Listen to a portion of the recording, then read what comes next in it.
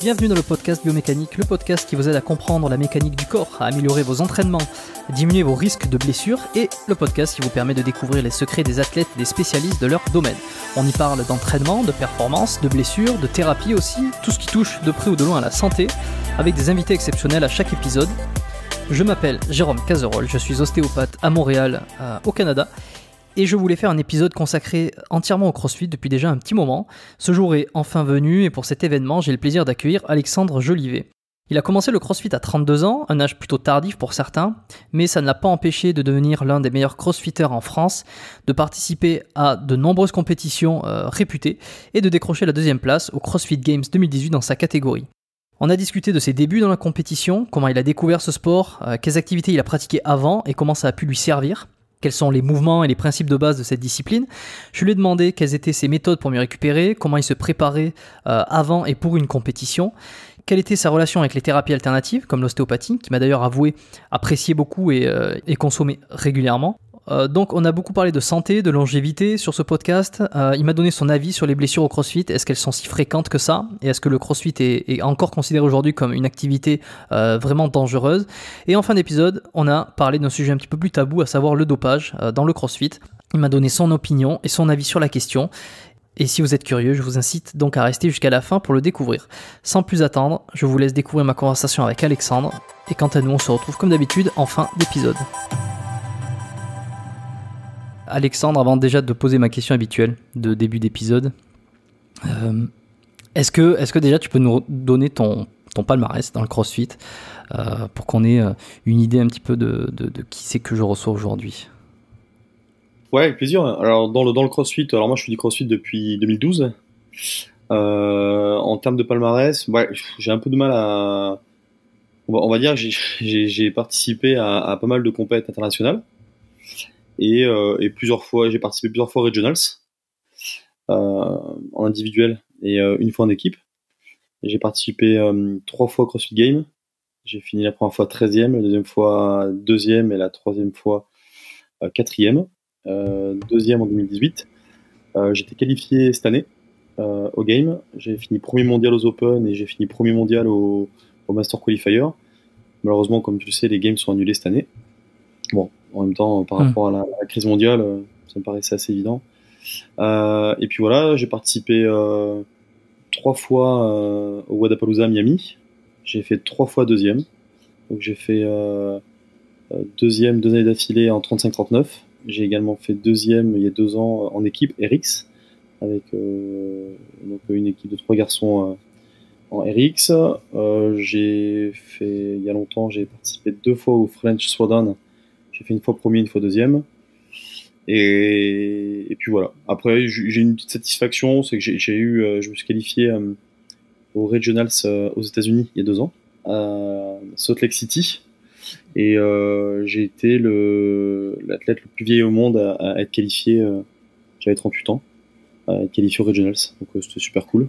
Donc voilà, en tirant les grandes lignes, c'est un peu ça. Bon, alors déjà félicitations pour tout ça. Je connais pas, enfin je connais un peu le CrossFit, mais je le connais pas extrêmement bien moi de ce que je vois, de ce que je vois les athlètes et de ce que j'ai déjà essayé comme des mouvements. Moi je trouve ça extrêmement difficile, donc quand je vois ton palmarès, je me dis que t'as une condition hallucinante. Bon, déjà, ça donne un petit peu... tu sais, c'est un peu comme les trucs d'expertise, d'autorité. On se dit, bon, ok, on va écouter ce qu'il va nous dire, les conseils qu'il va nous donner, parce que c'est cool. Est-ce que tu te souviens de comment tu as découvert le CrossFit et de ta première séance d'entraînement? Ouais, bien sûr, ouais, c'était comme si c'était hier. Avant de faire du CrossFit, je faisais du bobsleigh. Donc j'étais en équipe de France de bobsleigh. Ouais, j'étais pousseur de bob, ouais, en équipe de France, équipe nationale. Et si tu veux, après une course à Lake Placid en Amérique du Nord, aux États-Unis, on a fait une grosse chute en bob à 4. J'ai fait une commotion cérébrale. Et si tu veux, j'ai été un peu esquinté, j'ai eu peur, donc j'ai pris la décision donc, d'arrêter ma carrière de bobeur. Et en même temps, j'avais quand même quelques séquelles. Et si tu veux... T'avais quel âge à ce moment-là? C'était en 2011. 2011. On s'est cartonné en bobsleigh et j'en ai quand même refait un peu derrière, un peu comme une chute de cheval, tu vois. Tu tombes à cheval. L'idée c'est de remonter le plus vite possible dessus pour vaincre sa peur et puis pour pas garder ses démons, quoi. Donc si tu veux, j'ai refait un peu de bob, mais c'était pour moi très compliqué. Donc du coup, j'ai préféré arrêter. Je suis resté un tout petit peu aux États-Unis, notamment à New York. Et en rentrant dans une salle d'entraînement, enfin une salle qui pour moi était une salle de sport traditionnelle, en fait je suis rentré dans une salle de CrossFit. Donc en fait, moi si tu veux, mis à part le fait qu'il n'y ait pas de machine guidée ou qu'il n'y ait pas de plateau haltéro ou des choses que je maîtrisais, que je pouvais voir dans des salles traditionnelles dans lesquelles on s'entraînait pour le bobsleigh, moi ce que j'avais été juste pour faire une bonne séance de squat. Et donc je suis monté en squat. Et puis si tu veux, t'as le honneur de la boxe en fait qui est venu me voir et qui a trouvé très belle mentalité, mec super avenant, super sympa, vient me voir et me demande si ça m'intéresse de participer à un WOD avec eux. Donc moi si tu veux, dans ce sens-là, c'est la première fois à ce moment-là que j'entends ce mot WOD, donc je le traduis un peu en wood. Je me dis, il me parle de bois, forêt, je comprenais pas trop, tu vois, c'est bizarre. Et puis je les vois mettre en place des box jump et puis ils commencent à s'échauffer et là je comprends en fait qu'ils me demandent de participer à une séance d'entraînement avec eux. Donc c'est cool, je l'accepte.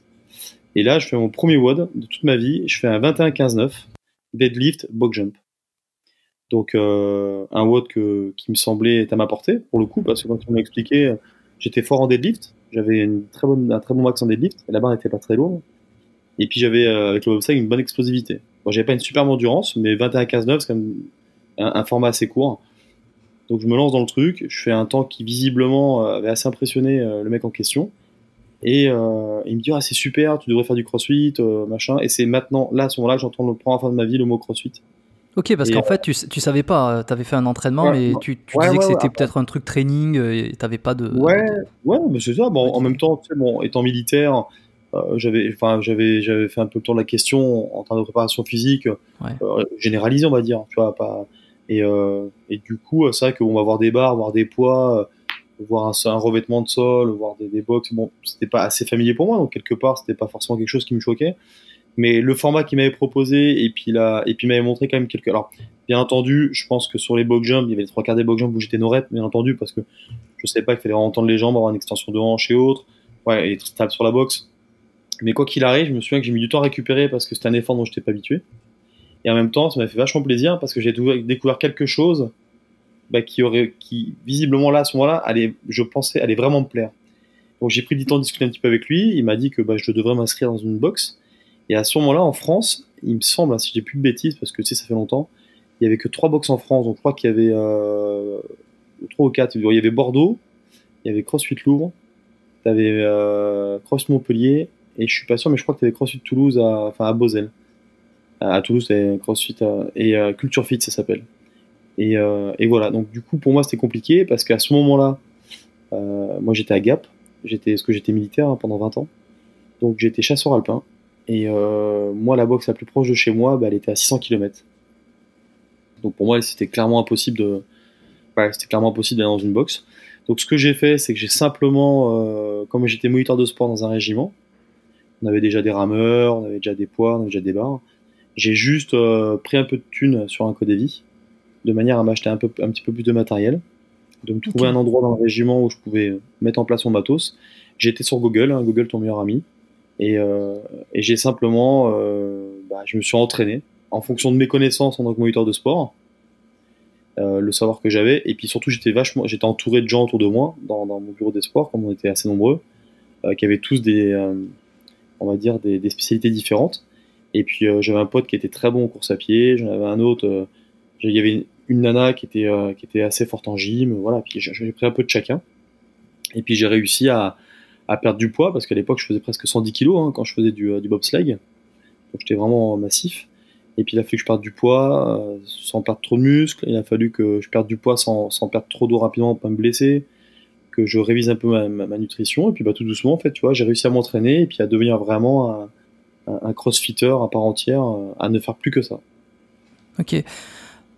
Sur cette première fois où tu t'es entraîné, donc le patron, le patron ou la personne t'a dit que tu étais plutôt doué pour ça, que tu avais un bon temps. Est-ce que, a posteriori, tu penses aujourd'hui que ta préparation, la condition que tu avais pour le bobsleigh t'a été grandement utile? Est-ce que tu penses que tu as été prédisposé pour être bon dans le CrossFit, ce qui fait que dès ta première séance, tu as déjà révélé des bonnes aptitudes? Bah, j'ai envie de te dire oui et non. Parce que, alors, d'un côté, oui, parce que, en fait, je pense que bah, moi, je fais du sport depuis que j'ai 4 ans. Et je fais on va dire, du pseudo haut niveau depuis que j'ai 13 ans. Donc moi, je suis rentré en sport études de foot. J'avais 14 ans, 13 ans et demi, on va dire. Et j'ai jamais arrêté. Donc j'avais déjà des prédispositions physiques.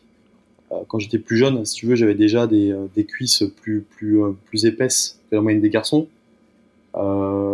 J'étais assez agile, j'étais assez coordonné, tu vois, j'avais un bon équilibre. Je pense qu'on est tous différents, vraiment différents. T'as des gens qui sont nés, qui ont tendance à ne pas avoir beaucoup de mobilité, qui ont tendance à prendre du poids facilement. On a tous une prédisposition, tu vois. Tu regardes tous les sprinteurs qui sont en dessous les 10 secondes au 100 mètres. Bon, clairement, c'est une génétique de base. Tu peux pas. Il y a des gens qui vont s'entraîner toute leur vie avec une hygiène de vie incroyable et qui arriveront jamais à descendre en dessous de 10-50. Donc voilà, c'est vraiment, je pense, pas une histoire de génétique. Quand je suis arrivé dans le CrossFit, si tu veux, moi, je suis arrivé dans le CrossFit, j'avais 32 ans. Et avant ça, j'avais été plusieurs années en équipe de France donc de bobsleigh.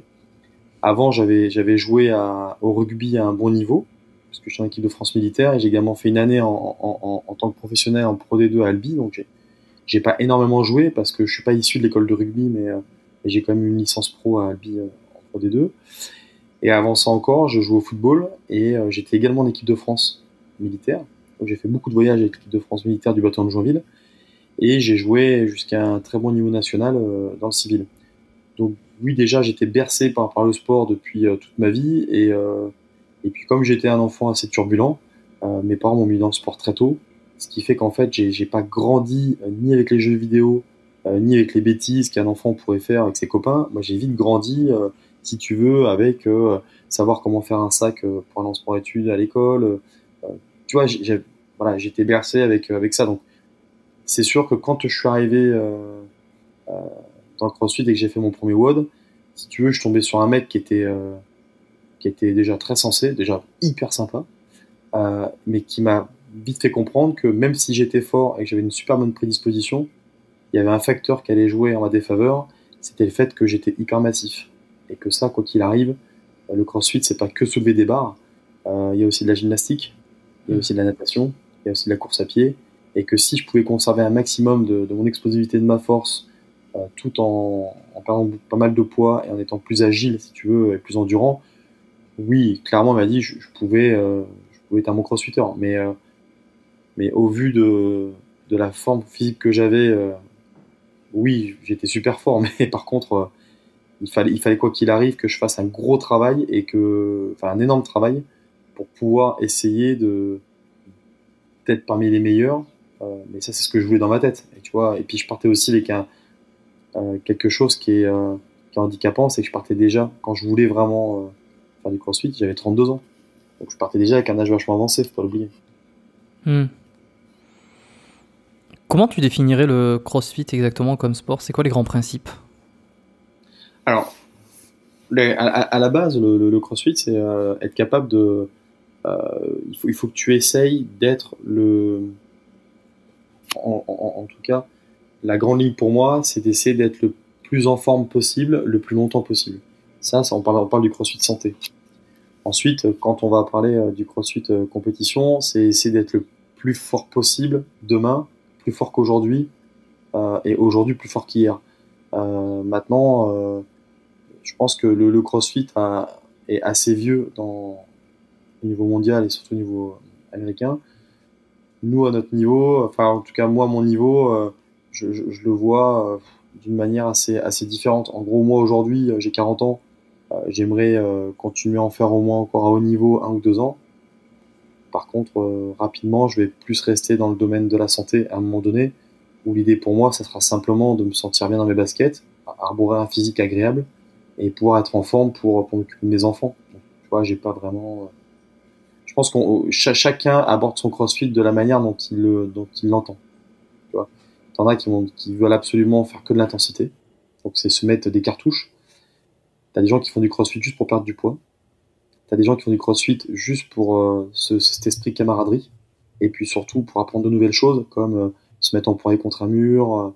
Et puis il y en a d'autres qui vont le faire vraiment intelligemment pour la compétition et pour essayer d'écrire leur nom, écrire leur histoire en fait à travers leurs résultats.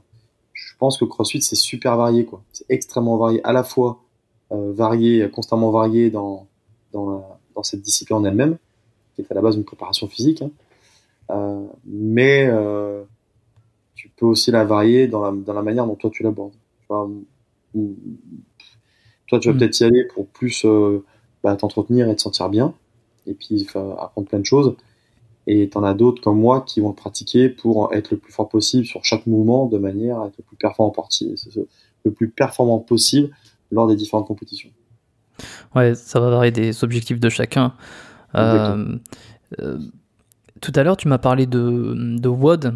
J'ai une vague idée de ce que c'est qu'un WOD, hein. C'est un enchaînement de mouvements.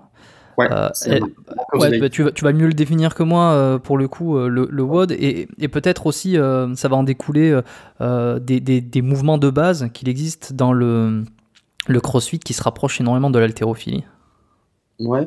Alors, t'as les mouvements de base qui vont se rapprocher de l'haltérophilie. Forcément, tous les mouvements d'haltérophilie n'ont pas été inventés, hein. Ce sont des mouvements que l'on retrouve en haltérophilie pure et dure, que ce soit des mouvements principaux, que ce soit des mouvements accessoires, ou que ce soit des mouvements analytiques. Quoi qu'il arrive, tous les mouvements que tu vas rencontrer sous forme de tirage, donc tu vas avoir du tirage, du soulevé de terre, de l'épaulé jeté, tu vois, de l'arraché. Tout ça, c'est des mouvements qu'on retrouve en compétition, que ce soit en force athlétique ou en haltérophilie.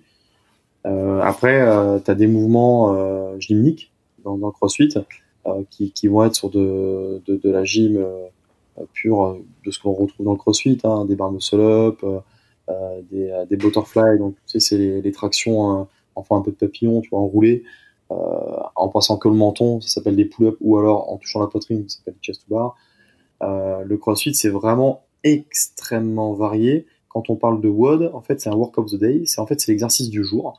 C'est le coach te propose pendant une durée déterminée un certain nombre de mouvements à pratiquer, donc dans un premier temps avec un échauffement, avec derrière des éducatifs qui vont être en adéquation avec ce qui va te demander de travailler, puis ensuite une certaine intensité, on va essayer de remettre un peu en application ce qu'on a vu dans la séance en éducation sur un exercice qui peut être à la fois pour le temps, c'est-à-dire for time, ou sous forme de boucle, c'est AMRAP, donc c'est as many reps as possible, c'est-à-dire on va te donner par exemple 2 mouvements que tu vas devoir répéter le plus grand nombre de fois possible sur un temps donné. Par exemple, si je te fais un AMRAP de par exemple 5 minutes et que je te dis c'est 10 push-ups, donc 10 pompes et 10 toes to bar, et bien 10 pompes et 10 toes to bar, donc les toes to bar, c'est tes 2 mains qui sont pendues à la barre et tu dois ramener simultanément tes 2 pieds entre tes mains au contact de la barre. Ça fait un tour, et dans les 5 minutes, il faut que tu fasses un maximum de tours. Donc, tu as différentes variantes, différents exercices, différents mouvements, et ça, en fait, c'est ce qu'on appelle le WOD, en fait, c'est le work of the day, c'est l'exercice du jour.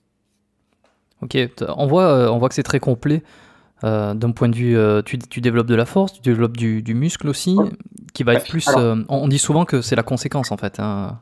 Ouais, en fait, si tu veux, ce qui va vraiment donner le résultat, un résultat, on va dire, en termes de cardio et en termes de résultats, quand les gens commencent un peu plus à sécher, quand les gens commencent à être un peu plus renforcés, plus gainés, améliorer un peu leur posture, très souvent, c'est aussi associé à l'intensité qu'on met dans l'entraînement. Ensuite, pour tout ce qui va être force, effectivement, à force de soulever des charges lourdes avec une certaine récurrence et puis surtout une certaine programmation, forcément, tu développes de la force. Tu peux aussi développer un physique différent qui va aller avec ce que tu pratiques. On n'a qu'à voir quelqu'un qui fait que de la course à pied. À un certain niveau, il va forcément plus sécher et s'affiner, plus qu'un powerlifter qui soulève que des charges, qui fait que du deadlift, du développé couché, ou qui soulève que des charges au-dessus de sa tête. Dans le CrossFit, ce qui est intéressant, c'est que tu fais un peu de tout. C'est-à-dire qu'en fait, tu ne vas pas devenir spécialiste d'un sport ou d'une discipline. Tu vas toucher un peu à tout. Tu vas un peu nager, tu vas un peu courir, tu vas faire un peu d'haltéro, tu vas faire un peu de gym, mais un peu tout le temps. Ce qui va faire qu'au bout d'un moment, ton physique va s'adapter à tout ce que tu lui proposes. Donc, tu seras ni trop gros, ni trop gras. Tu vois, c'est vraiment adapté. Mais après, c'est toujours pareil. C'est en fonction de la récurrence. Quelqu'un qui va s'entraîner 1, 2, 3 fois par jour, 6 à 7 jours sur 7, n'aura pas du tout le même physique et les mêmes dispositions qu'une personne qui va y aller 1 fois par jour pendant des cours. Encore une fois, on dit chacun son crossfit. C'est que chacun va chercher en fait ce qu'il aimerait trouver, tout simplement. Et c'est intéressant justement de rappeler que en fait tu vas pas devenir un spécialiste d'une filière en particulier ou d'un mouvement ou d'un secteur, mais que tu vas être le plus complet possible. Et ça me rappelle moi le CrossFit quand ça a explosé, quand c'est devenu ultra populaire il y a quelques années. C'était aussi une occasion pour certaines personnes de se dire, de voir certains crossfitters qui étaient très musclés, qui avaient une grosse masse musculaire, et en fait on se disait, le crossfit permet de plus se muscler que la musculation classique en elle-même, et c'était peut-être un regard biaisé justement par rapport à ces athlètes qui étaient très musclés de base, et c'est un petit peu moins le cas aujourd'hui, mais j'ai vraiment cette impression que ça y est, ça commence à être un petit peu plus communément admis que le muscle du crossfitter est plus une conséquence, et que si tu veux faire uniquement du muscle, parce que j'ai beaucoup parlé de musculation dans les podcasts, notamment dans les premiers épisodes, si tu veux vraiment faire du muscle, autant faire de la musculation qui en fait va avoir le seul objectif, ça va être de faire du muscle, donc tu vas potentialiser le plus possible cette prise de masse musculaire, alors qu'aller sur du crossfit uniquement pour faire du muscle, ça va pas être la bonne solution, ça va pas être le bon chemin. Tu vas développer plein d'autres qualités, hein, mais si c'est juste pour améliorer ta masse musculaire, ça va pas être le choix premier, quoi. C'est vrai que moi personnellement, moi j'ai strictement rien contre la musculation, parce que quoi qu'il arrive, j'adore la culture physique. Et je suis extrêmement admiratif des gens qui sont bodybuildés, parce que je sais les contraintes que ça impose en termes d'entraînement, en termes de sèche, en termes de diététique, et puis surtout en termes de nutrition, parce que tu dois quand même t'alimenter d'une certaine manière. Après, bon, je reviendrai pas sur bien sûr, on est bien conscient que les gens qui sont à un niveau comme Olympia ou autre, bon, oui, hormones de croissance, et qu'ils prennent des stéroïdes anabolisants. Maintenant, ça n'enlève pas le mérite, effectivement, que ces gens-là s'entraînent extrêmement dur. Moi, j'ai beaucoup de respect pour les gens qui font de la musculation, peu importe le niveau, et qui développent une certaine masse musculaire. Quand je vois un mec qui fait 1m80 et qui fait 90 kg, 95 kg ou plus, qui a un bon shape, hein, moi je suis admiratif, parce que au moins il prend soin de lui. Alors après, peu importe ce qu'il consomme à côté, hein, chacun voit midi à sa porte pour sa santé, mais c'est la culture physique, de toute façon, quoi qu'il arrive, que ça soit de la gymnastique, de la musculation, du crossfit, les choses sont différentes. Maintenant, effectivement, quelqu'un qui fait que de la musculation à outrance pour développer sa masse musculaire, le jour où il arrête, quoi qu'il arrive, son muscle en fait sera forcément amené à, on va dire, il va forcément perdre de la masse musculaire. Je trouve que la différence que l'on peut rencontrer un petit peu au CrossFit, alors c'est pas une science sûre, parce que je peux pas non plus en mettre ma main à couper. Aujourd'hui j'ai 40 ans, j'ai un petit peu baroudé dans le domaine de la culture physique dans différents sports. Je me suis aussi blessé. Je sais que j'ai pu voir, en tout cas, notamment dans le CrossFit, quand les gens sont un peu mal et qu'ils font du CrossFit déjà depuis quand même pas mal d'années, s'ils s'arrêtent à 2, 3, 4, 5, 6, 7 mois, il n'y a pas une énorme... Alors, il y a un peu plus de tissu adipeux, forcément, parce qu'on fait moins marcher sa pompe, et forcément, on mange toujours de la même manière. Mais par contre, il y a une fonte musculaire qui est visiblement un peu moins importante. C'est pas la même construction musculaire.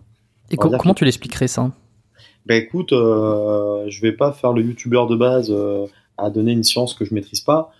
Je pourrais plus dire on est plus dans la densité musculaire que dans le volume. Alors peut-être que je dis une bêtise parce que je suis pas vraiment sûr de ce que je pourrais t'apporter. Mais quand je me suis déjà fait mal au CrossFit, euh, à l'époque, quand je faisais de la musculation, quand j'avais la vingtaine d'années, j'étais militaire, et quand je partais en mission, euh, bah forcément, je me rendais compte qu'on n'avait pas forcément les outils pour s'entraîner, et qu'on pouvait passer un mois, 2 mois, 3 mois sans s'entraîner. On faisait quelques pompes, bon, on se rendait compte que on perdait un peu de poids. Quoi qu'il arrivait, on perdait un peu de bras, un petit peu de cuisse, un peu de poitrine. Bon, voilà, c'est assez rapide.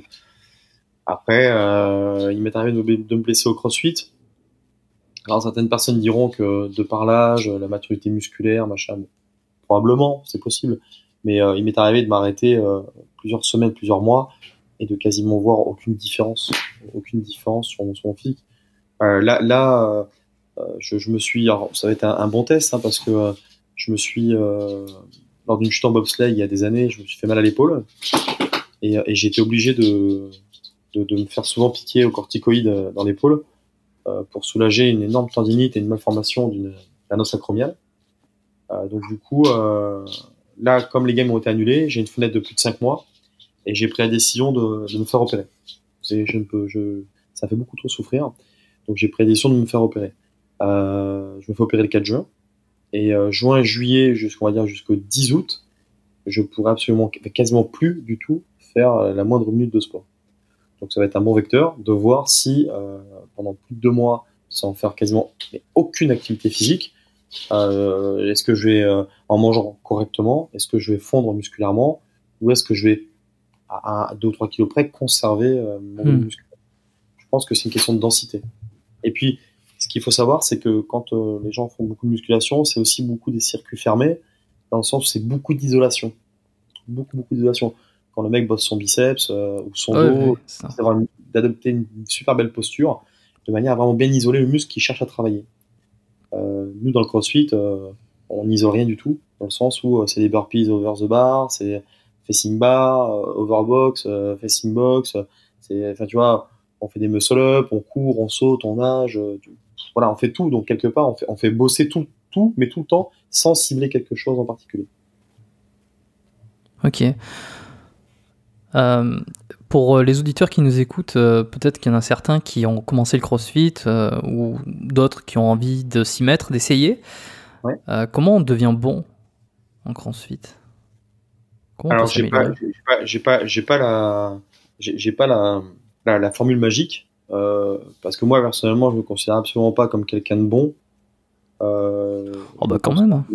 Je me considère comme quelqu'un d'assez performant à mon âge, et j'essaierai de continuer, entre guillemets, à être le plus performant possible tant que j'ai des objectifs, comme je te l'ai dit au tout début du podcast, c'est-à-dire encore pendant au moins 1 ou 2 ans. Tout le monde connaît mes objectifs. Mais j'ai pas de notion de bon, en fait. Aujourd'hui, je pense qu'il faut déjà, bon, dans un premier temps, le CrossFit, c'est un sport qui est extrêmement complet, qui demande à être moyen partout. Alors, tu as les gens qui sont très bons partout, bon, bah, c'est des élites.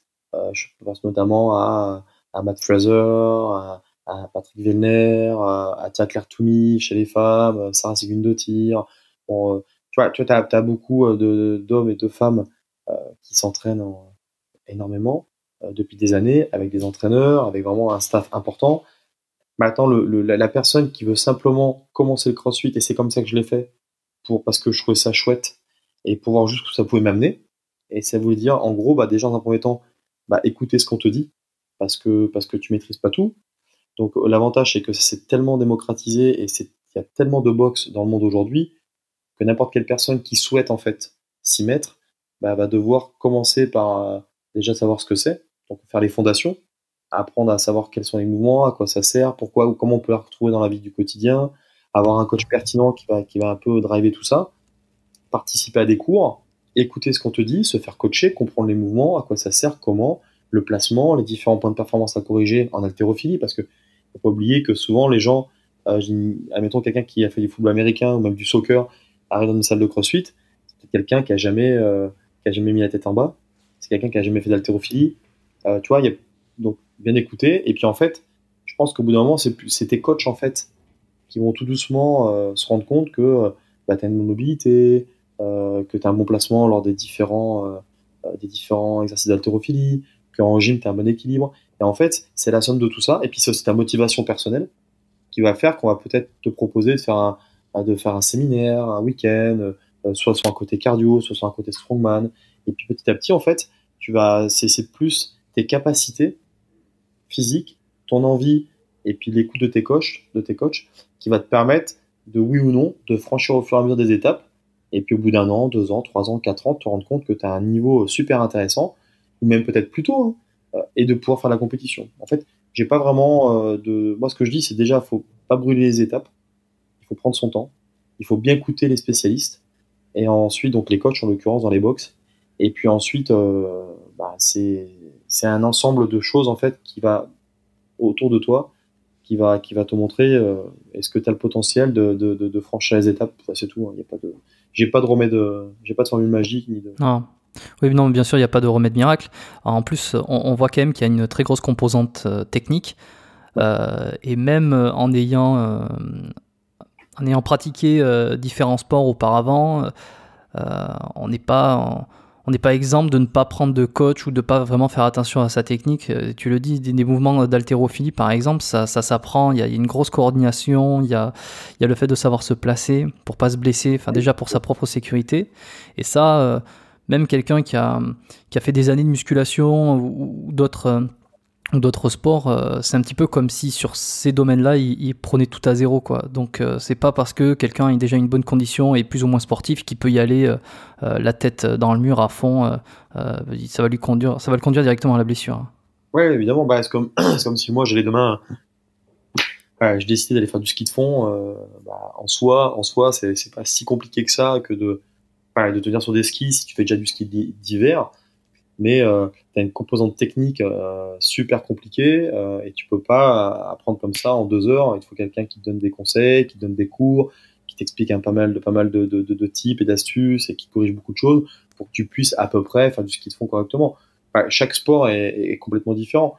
Maintenant, moi je trouve que le CrossFit aujourd'hui, ça reste, pour moi en tout cas, la meilleure préparation physique au monde, dans le sens où c'est tellement varié en fait au quotidien que non seulement déjà tu t'amuses, parce que c'est clair, tu t'amuses, hein, et en plus tu progresses toujours, tous les jours tu progresses en fait, tous les jours tu progresses un peu plus, tu vois, même si c'est pas grand chose en fait, mais tu as cette satisfaction d'à chaque fois d'avoir fait un truc en plus et c'est une autosatisfaction. Moi je trouve que c'est vraiment vraiment chouette.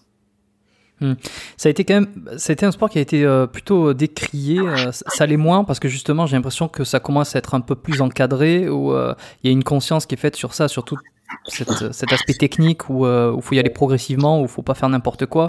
Il y a quelques années, ça a été énormément décrié le CrossFit comme le sport des blessures. Il y avait beaucoup de médecins qui disaient qu'il fallait absolument l'éviter. Ça a été un peu aussi comme la Zumba à un moment donné. Ça a été tellement une mode, tout le monde se mettait à la Zumba. Les gens qui avaient jamais fait enfin surtout les filles qui avaient jamais fait de sport, elles allaient là-dedans et en fait c'était très violent d'un coup. Mais même moi, j'ai eu... Alors, pas tant que ça, mais c'est vrai qu'à mes débuts, j'avais une petite réticence sur le CrossFit. Alors, je connaissais pas bien, donc je donnais pas de conseils ou je disais pas aux gens de ne pas en faire, mais je trouvais effectivement qu'il y avait quand même énormément de blessures qui découlaient de ce sport. Et alors après, c'est un biais parce que tu as des informations qui confirment un peu le doute que tu as. Donc tu te dis, ah ben oui, le CrossFit, finalement, c'est un sport qui provoque des blessures, plus que les autres sports, tu vois. C'était un peu le truc, tu vois. Qu'est-ce que t'en penses, toi, aujourd'hui, de ça ? Est-ce que tu trouves que c'est plus dangereux qu'une autre activité par rapport aux gens que tu as autour de toi, aux autres athlètes ou toi-même par exemple, tu trouves qu'il faut quand même faire attention ou pas tant que ça finalement, ça a été un petit peu trop diabolisé? Ouais, non, c'est des mensonges, c'est des mensonges purs et durs en fait. C'est ça après. Moi, je rentre pas, enfin, je rentre jamais dans ces débats-là parce qu'après, moi, je fais du sport pour moi et pas pour les autres. Donc, ce que peuvent dire les autres, je m'en fous quelque part maintenant. Ouais, très honnêtement, j'avais entendu aussi, tu avais fait un podcast avec Rudy Koya, j'avais lu un article justement où il disait, bon, il démontait le CrossFit. Ouais, moi, clairement, j'ai strictement rien contre Rudy. Hein. Mais il a un peu Donc, changé à son. Ouais, je le connais pas. Je le connais pas. J'ai vu un peu, ce qu'il disait. Bon, ok. Moi, je pars du principe, voilà, c'est une forme d'intelligence que de ne pas critiquer un sport tant qu'on n'a pas laissé le temps au temps et tant qu'on n'a pas pris le soin de s'en documenter et surtout quand on n'a pas pris le soin d'essayer. C'est un peu comme un enfant qui te dit j'aime pas les haricots verts, j'aime pas les légumes. Bah en fait, tu peux pas dire que j'aime pas sans y avoir goûté. En fait, goûte. Si tu n'aimes pas, tu n'aimes pas. Alors, en fait, c'est pareil. Le mec qui fait de la muscu, qui va faire du crossfit et qu'au bout de un abonnement d'un mois, parce que c'est pas au bout d'une séance où t'es pas bien, t'as la tête qui tournait, tu dis que c'était de la merde, faut pas dire ça. Tu vas un abonnement d'un mois et au bout d'un mois, tu te rends compte effectivement si ça te correspond ou non. Moi, je pars du principe où le crossfit s'est arrivé et en fait, je pense que le crossfit a fait peur. Il a fait peur pour plein de raisons. Il a fait peur parce que déjà c'est nouveau, qu'on a peur de ce qui est nouveau, très souvent. On a peur de ce que l'on ne maîtrise pas. Et effectivement, le CrossFit a ouvert un certain nombre d'horizons et de portes euh, qui ont fait peur à tout le monde. Aujourd'hui, dans le rugby, hein, dans le rugby moderne, dans le rugby d'aujourd'hui, t'as des mecs qui meurent. T'as des mecs qui meurent sur des plaquages. À Bordeaux, il n'y a pas très longtemps, il y a un jeune sur un plaquage, il est décédé. Alors, décédé de quoi? J'ai pas la réponse. On en a parlé. Mais il y a des accidents extrêmement graves en fait. Tu vois, il y a des gens, ils se font éclater les genoux, ils se font éclater les épaules, ils se font les demi-mêlées, ils se font éclater les cervicales. Regarde au foot US, t'as énormément de footballeurs américains qui ont une durée de vie jusqu'à 45 ans. Donc en fait, moi je vais te le dire, je préfère largement avoir une tendinite à l'épaule ou une tendinite au genou plutôt qu'avoir le cerveau complètement en bouillie. Pourtant, je sais ce qui se passe il y a un super film avec Will Smith qui s'appelle Commotion sur la ligue, sur la NFL. Hein. Et très honnêtement, ça fait vraiment flipper. Mais c'est pas pour autant que je vais juger, parce que j'adore regarder des matchs de football américain. C'est spectaculaire, c'est incroyable, il y a des performances de dingue. Voilà, ça fait peur. Mais c'est vrai que quand le CrossFit est arrivé, moi j'entendais, ouais, c'est comme la Zumba, c'est un effet de mode. Moi, j'ai été militaire. Hein. Quand je suis arrivé au Centre national des sports de la défense à Fontainebleau, donc j'étais militaire à Paris sur la fin de ma carrière. Quand je suis arrivé là-bas, tout le monde savait que j'étais crossfitter. J'en faisais depuis quelques années, c'était en 2016, et on m'a dit, de toute façon, Jolivet, ici, tu feras pas de crossfit. Pour nous, crossfit, c'est comme la Zumba, c'est un effet de mode. On parle bien de l'école, donc l'école des sports en France, hein, le Centre national des sports de la santé. Donc j'ai eu les boules, en fait. Je me suis dit, mais c'est pas possible. C'est un peu la mec du sport, en fait. Et ici, t'arrives... Bon, ben non.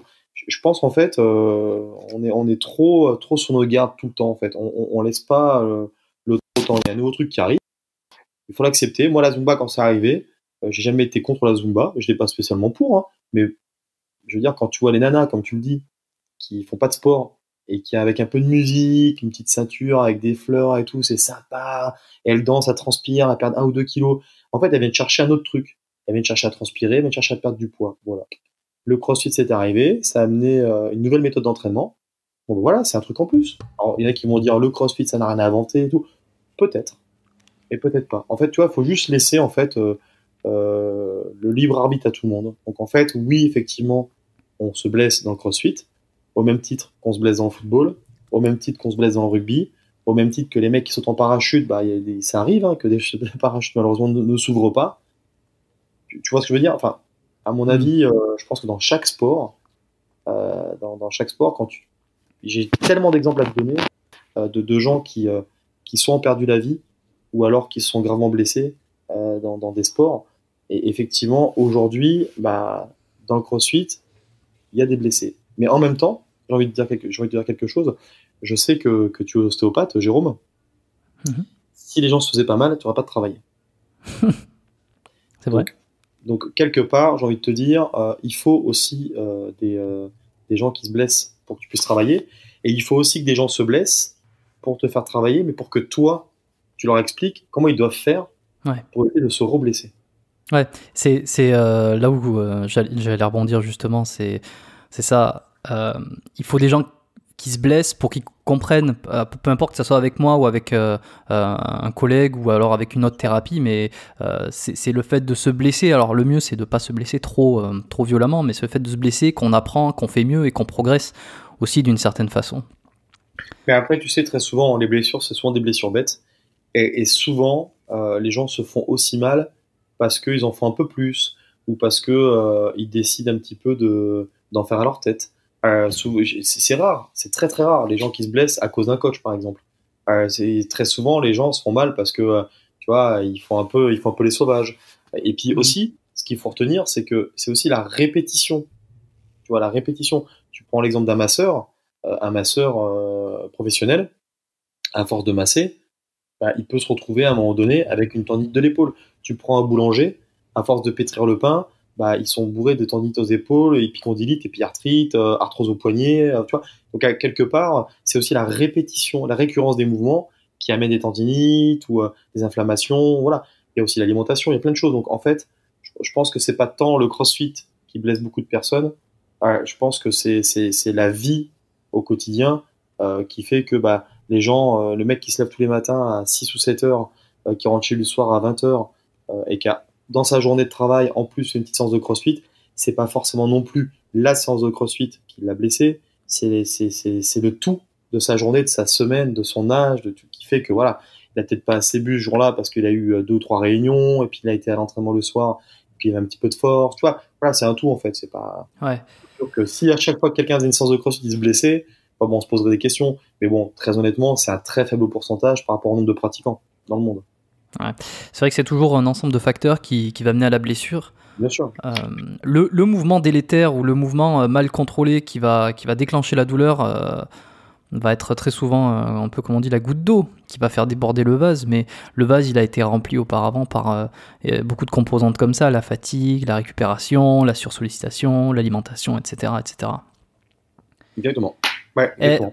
Et moi j'avais discuté avec Thomas Desroux dans un podcast précédent. Lui, il était ostéopathe du sport, il travaille à Tahiti et il travaille dans une box de CrossFit aussi. Donc il a pas mal d'athlètes qui pratiquent ce sport, pas des athlètes professionnels, on reste sur des amateurs. Et puis je lui avais demandé quel type de blessure il retrouvait le plus souvent. Il m'avait parlé des genoux, beaucoup. Est-ce que toi, tu as remarqué qu'il y avait plus des blessures qui étaient plus souvent localisées sur certaines articulations? Alors, très, très souvent, En termes de fréquence, ouais. En CrossFit, effectivement, pour les gens qui pratiquent le CrossFit à une certaine intensité, on retrouve souvent épaules et genoux. Mais si tu veux, moi, avec le temps, j'ai appris aussi à préparer des zones que l'on préparait pas énormément avant. Par exemple, tu vois, les gens vont faire beaucoup de mobilité et oublient certains principes de l'échauffement. Donc, moi, j'ai eu quelques petits soucis de genoux au début, alors, petit, bien entendu, une petite tendinite, et je suis donc passé entre les mains de médecins et kiné-ostéo, donc comme toi, du sport, et qui m'ont un peu orienté.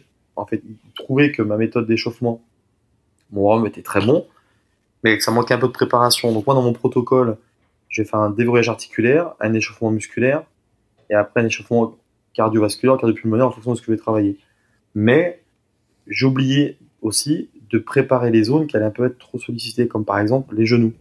Donc maintenant, je fais un peu de grappling, tu vois, sur mes genoux, avec des réflexes chauffantes, un peu au niveau de l'insertion de mes épaules, un peu sur les hanches. Et je te cache pas que depuis à peu près 2 ans, bah, c'est vraiment des régions de mon corps qui me font absolument plus mal. Mais encore une fois, parce que moi, c'est mon métier. Donc, si tu veux, c'est un peu mon outil de travail.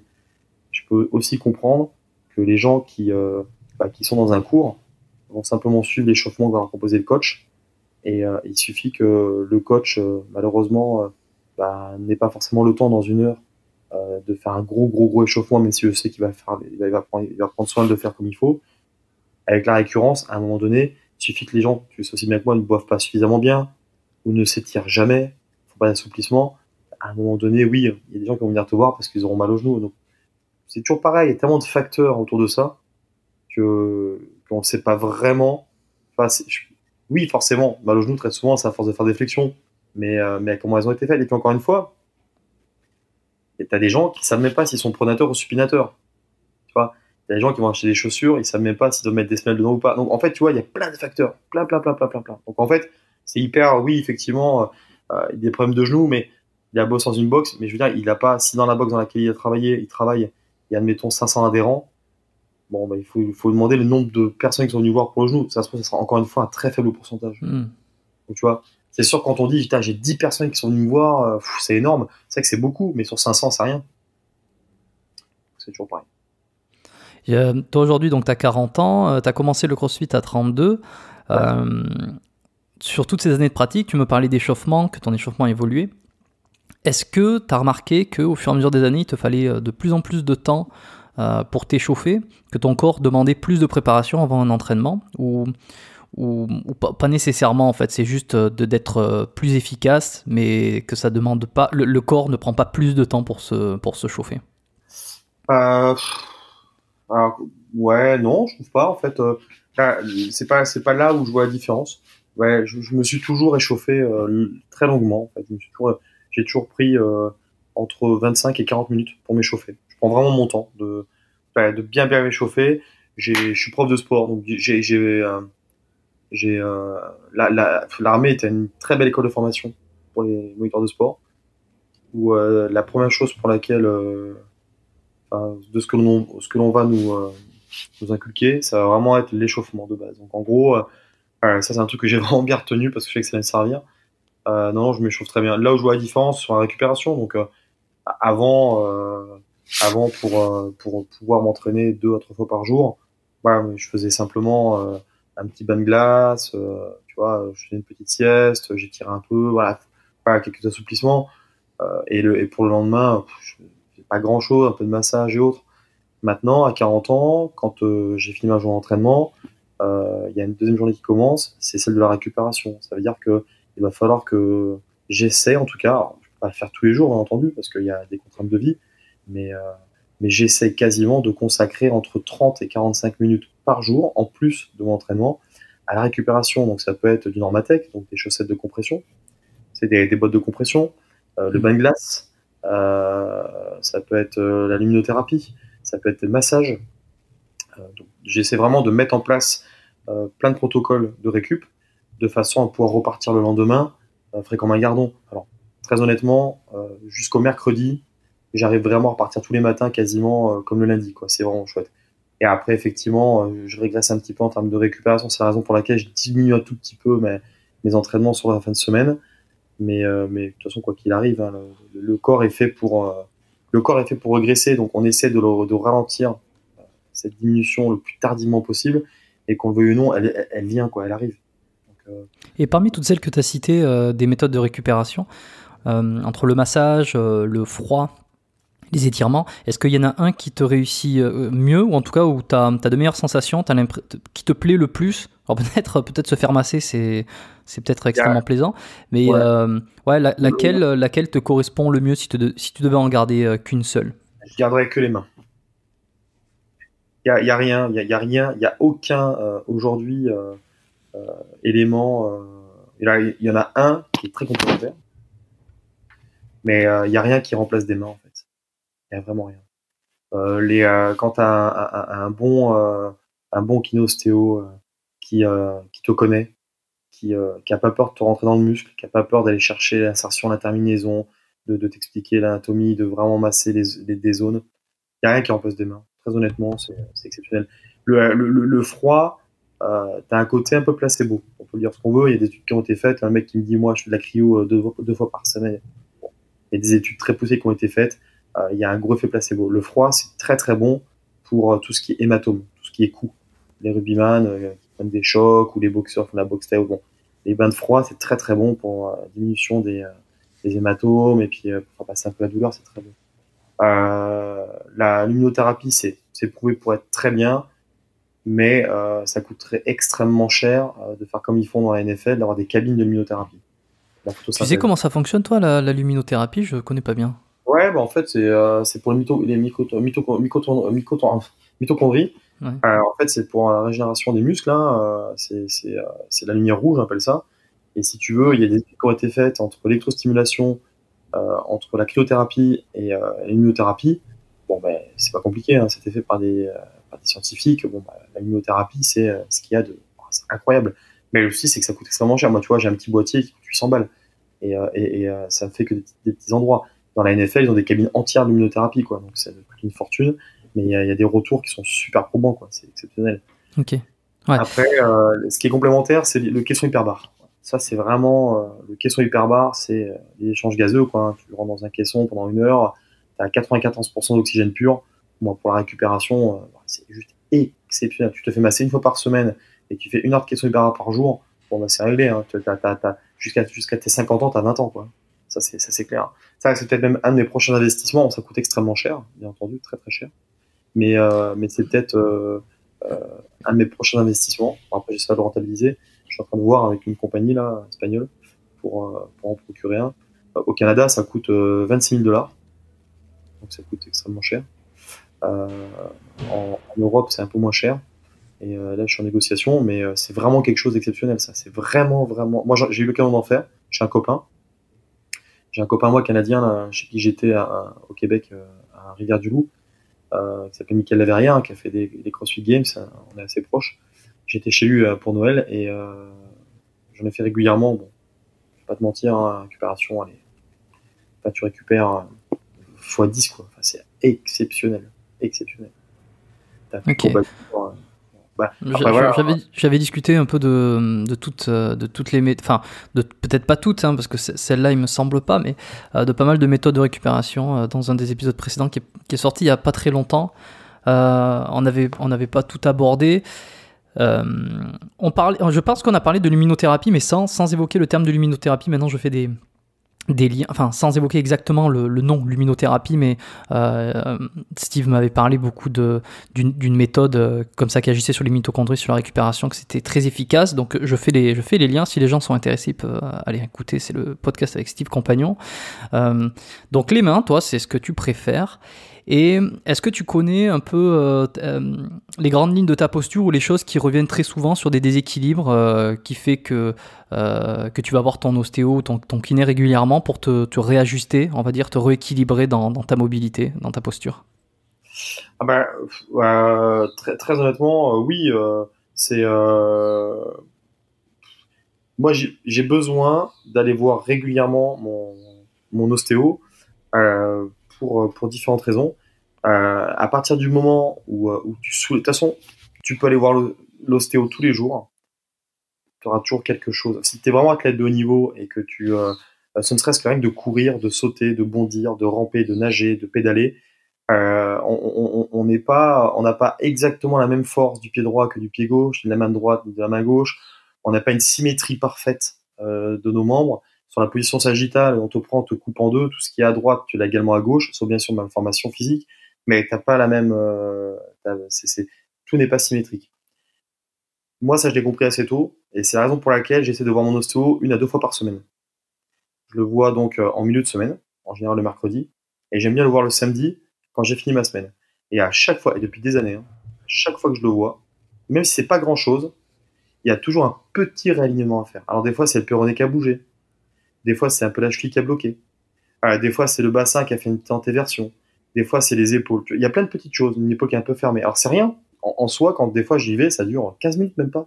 Le temps de discuter, de rigoler un petit peu, de faire une petite blague, hop, on se met sur la table, on fait un ajustement, machin, regarde, marche, lève les genoux, mets-toi contre le mur et autres. Mais en fait, on se rend compte que ce petit réajustement, il est hyper utile, parce qu'en fait, si on ne le fait pas, et qu'on le laisse traîner, et ben en fait, il va amener un dérèglement, il va amener un dérèglement, un désajustement, en fait, qui fait qu'à un moment donné, tu vas avoir une blessure. Alors, ça peut interagir sur les adducteurs, sur le bassin, sur le sacrum, sur les ischios, tu vois. Alors, moi, personnellement, ce qui me semble important, bon, on n'en a pas encore parlé, mais c'est la dentition, les dents, et tout l'équilibre corporel, que ça passe du squelette, au niveau musculaire, tendineux. Donc, en tout cas, moi, je sais que je fais du sport de haut niveau depuis des années. J'ai fait beaucoup de sport de force, beaucoup de sport d'explosivité, beaucoup beaucoup d'exercices qui mettent à mal mon organisme. Donc j'ai pas eu peur en fait de tout de suite mettre dans mon bateau des bons kinés, des bons ostéos avec qui j'avais déjà un bon feeling. Et j'ai pas eu peur non plus. Moi, quand je faisais du bobsleigh, j'avais amené Antoine Lefebvre. Antoine Lefebvre, il habite à Gap, donc c'est le kiné ostéo de l'équipe de France de hockey sur glace. Moi, je l'ai amené au Canada avec moi sur une compète de bobsleigh parce que j'avais vraiment besoin qu'ils voient un peu ce que je pratique comme sport pour amener vraiment qu'ils comprennent tout de A jusqu'à Z. C'était bien de le voir en vidéo, mais il fallait le voir en vrai. Et j'avais des suivis juste incroyables. Quand je me suis mis au CrossFit, j'avais besoin de trouver un super kiné ostéo aussi. Donc j'ai eu la chance d'en trouver un également. Et le fait ouais, il le pratiquait aussi. C'était assez facile. Il le pratiquait aussi. Je l'ai amené à Wodapalooza à Miami de manière à ce qu'il puisse réellement voir en vrai comment ça se passait. Et en fait, le fait de faire ça à chaque fois, si tu veux, ces gens-là, après, quand ils savent exactement de quoi tu parles. Ils savent de quoi tu as besoin. Donc, et après, quand on connaît bien un patient, c'est facile parce que tu vois, vraiment les choses se déroulent. Pour moi, c'est indispensable et je sais que, qu'on le veuille ou non, c'est quand tu fais des back squats entre 230 et 250 kg, quand tu fais des deadlifts lourds à plus de 250 kg, quand tu sautes. Tu vois, moi, je fais 93 kg, 3,72 m. Quand tu sautes, je veux dire, quand j'ai atterri au sol, c'est pas 92 kg qui arrive au sol, tu vois. C'est multiplié par le phénomène de la masse, donc du coup, ton bassin se décale un petit peu. Et il y a toujours quelque chose. Donc moi, les athlètes qui me disent, ouais, je fais ça depuis des années, j'ai jamais eu de kiné ostéo, tu vois, pour moi, c'est nul de dire ça en fait. Enfin, je suis absolument pas d'accord. Je n'ai même pas besoin de parler avec eux, quoi. Et est-ce que tu réagis particulièrement bien à des techniques, à certaines techniques? Je pense par exemple, est-ce que tout ce qui est techniques manipulatives qui font craquer, entre guillemets, est-ce que tu es plutôt réceptif à ça? Est-ce que tu es plutôt réceptif sur des techniques plus douces?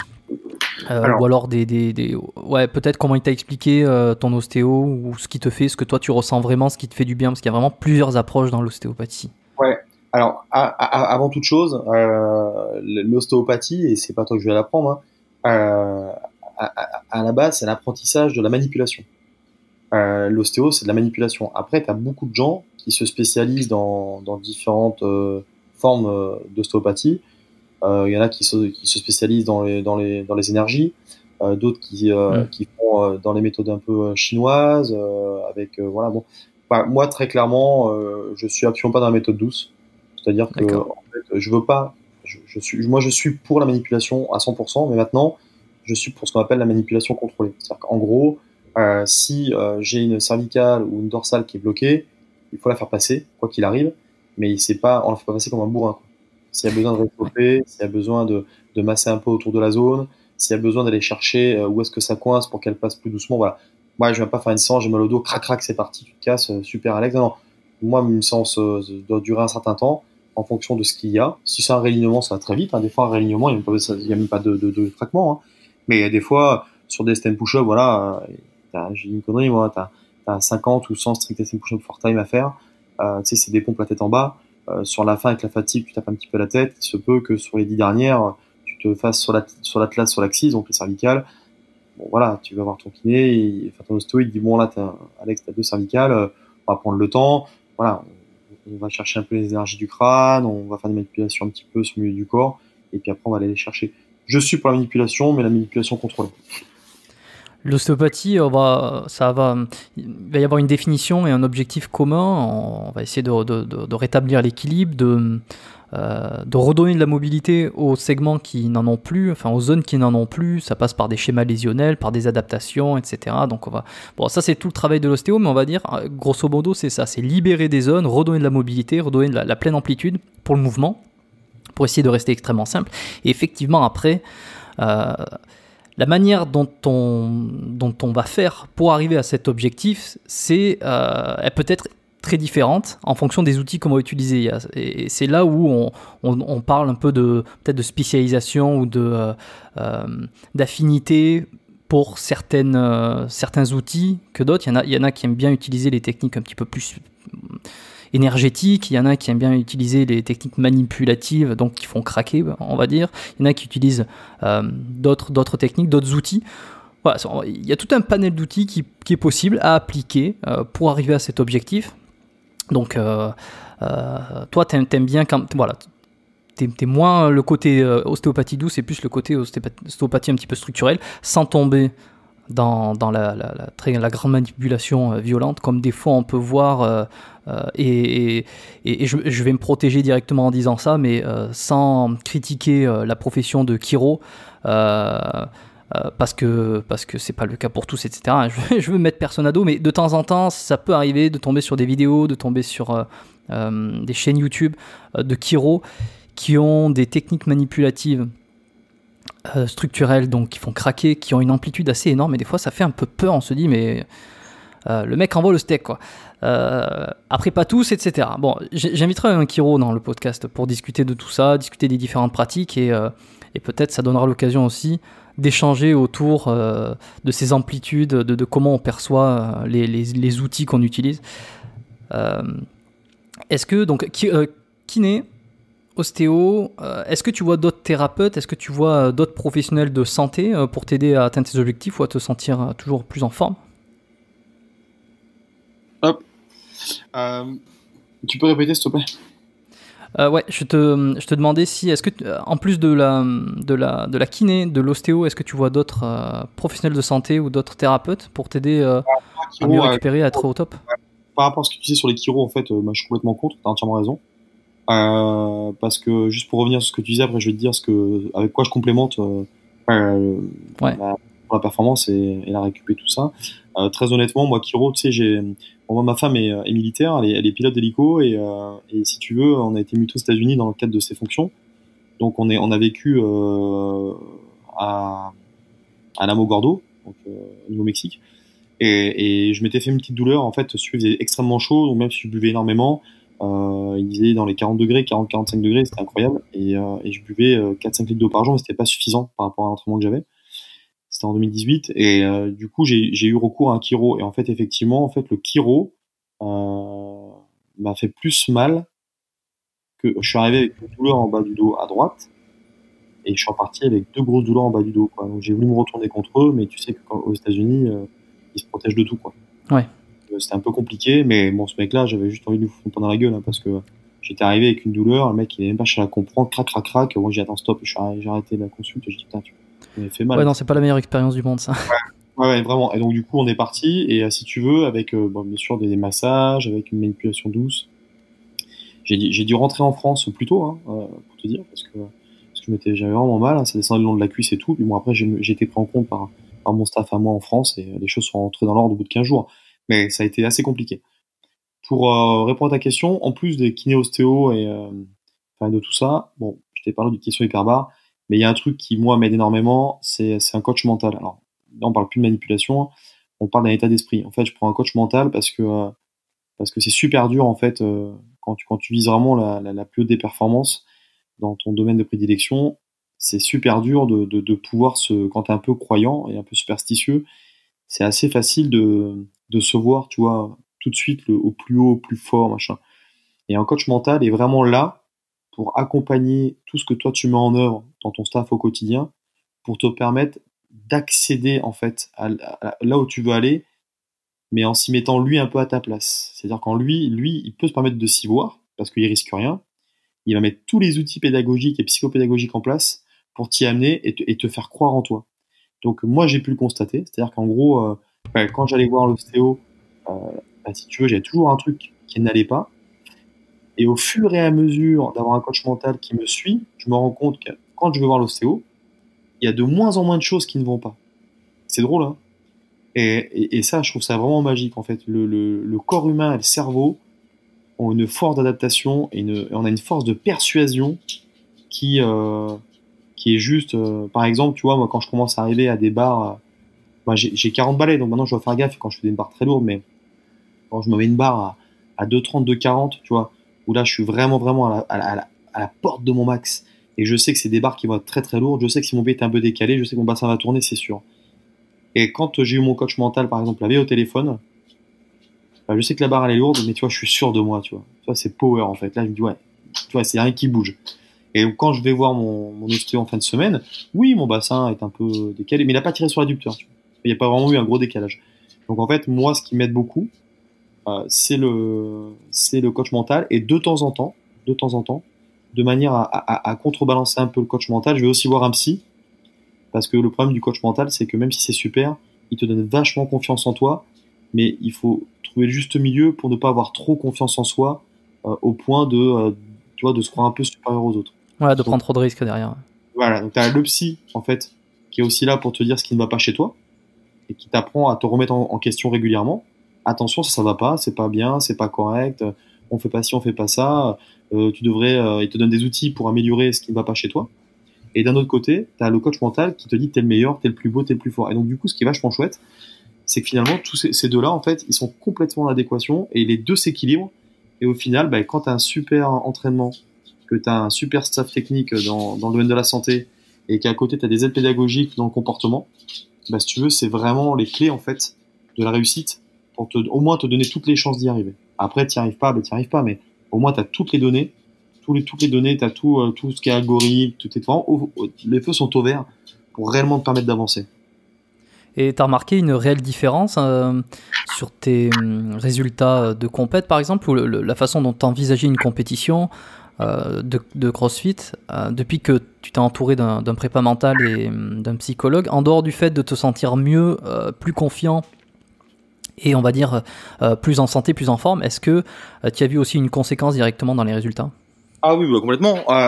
Moi en plus, c'était vachement flagrant parce que si tu veux, moi j'ai eu en 2017, je vais au game en étant deuxième mondial et du coup, euh, je la compète durait 4 jours. Le premier jour, ça se passe super bien. Le deuxième jour, ça se passe super bien. Est intervenu en plein milieu de la compétition un élément extrêmement perturbateur qui m'a absolument pas laissé de marbre en fait. Hein. Ça m'a pas du tout laissé indifférent. Et je me suis complètement effondré et j'ai dégringolé avant dernier jour et dernier jour et j'ai fini 13e. Je n'y arrivais plus. J'ai essayé de trouver une solution à ce problème. Donc la solution a été simple de trouver un coach mental. J'ai trouvé un coach mental et l'année d'après j'y retourne et en fait je fais deuxième. En fait j'étais totalement imperturbable, vraiment imperturbable. S'il y avait le moindre doute, je lui passe un coup de téléphone, ça durait 10 minutes, il me donnait des outils et puis je mettais en application ces outils-là et puis ça me mettait dans une situation de gain, de good vibe, positive attitude. Tu vois, l'œil du tigre, en fait, vraiment quelque chose où tu es focus sur ton truc et c'est super. Et ça, c'est des outils euh, que les gens ont du mal à mettre en place parce que ça coûte un peu d'argent, c'est sûr, hein, rien n'est gratuit. Hein, la vie, c'est une succession de plaisirs et d'objectifs payants quelque part. Et si tu veux atteindre ton objectif, bah, il faut apprendre à mettre la main à la poche et à travailler dur.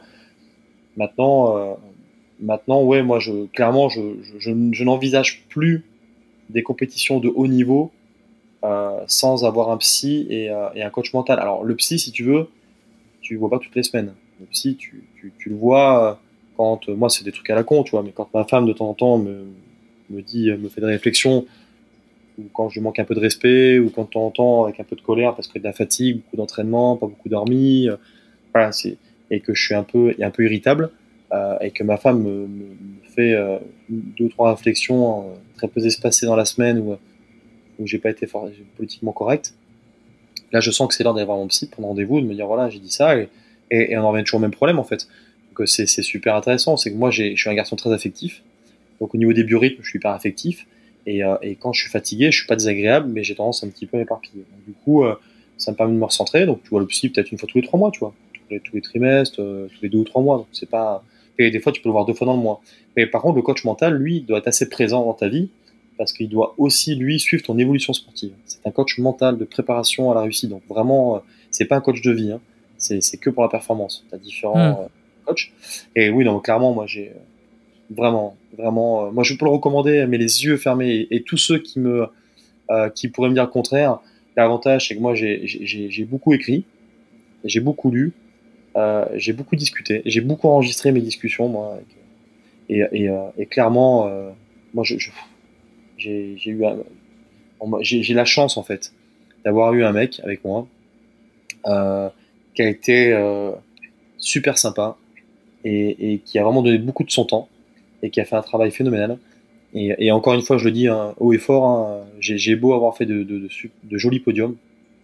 Quoi qu'il arrive, les podiums, je les ai fait, je suis certes l'athlète, mais je n'y serais jamais arrivé sans mon kiné, sans mon médecin, sans mon ostéo, sans ma femme, sans mon coach mental, sans mon psy. En fait, c'est un staff, en fait. Et ces gens-là, c'est ta caisse à outils. Hein.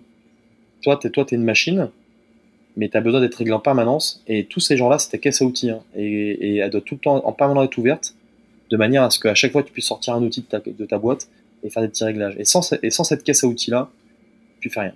Clairement, je le dis. Ouais, ça me fait penser un peu l'idée de la Formule 1, le pilote de Formule 1. Il y a toute une équipe, tout un staff technique autour de lui.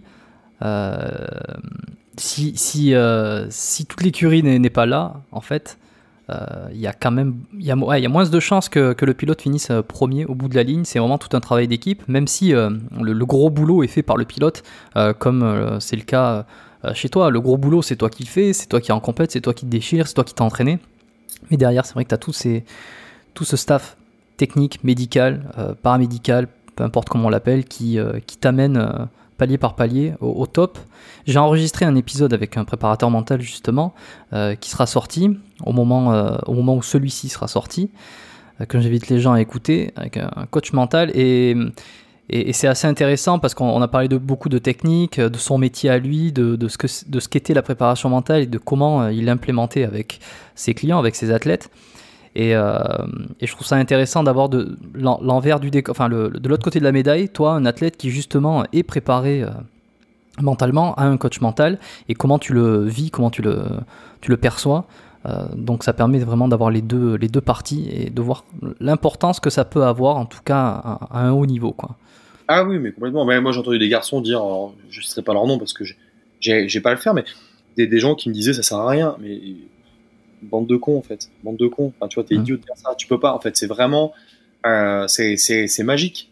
C'est magique. Et puis en plus, si ton coach mental, c'est déjà de base un sportif lui-même, si en plus il connaît un peu le goût de l'effort, moi j'ai de la chance, il était pratiquant de CrossFit. Donc si tu veux, il était admiratif de pouvoir s'occuper de moi.